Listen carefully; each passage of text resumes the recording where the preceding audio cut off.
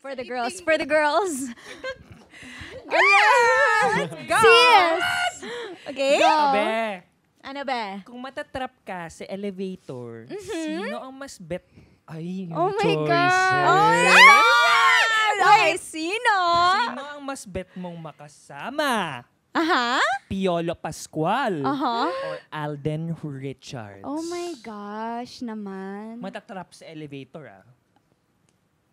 Papa naman, P. trap pa lang naman. Papa P.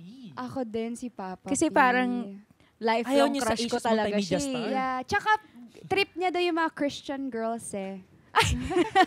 Papa P.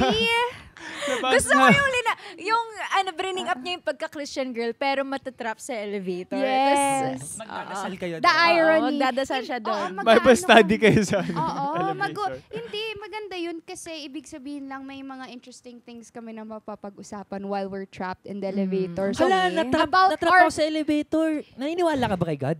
about our faith. So parang yung wala kaming panic. So we have the trust in God na Okay. makakalabas kami doon. Wow! Galing! Ako naman, gusto ko kasi yung mga movies na ginagawa recently ni Papa P. Well, hindi lang naman recently. Talagang parang, ano siya yung parang ang pogi niya, pero yung kung ano-anong role yung ginagawa niya. Oh. So parang as in stretched out na siya as an actor sa craft niya. So I'd like to pick Grabe, his no? brain. Malyari, On that. The Kingdom, Yeah. yun.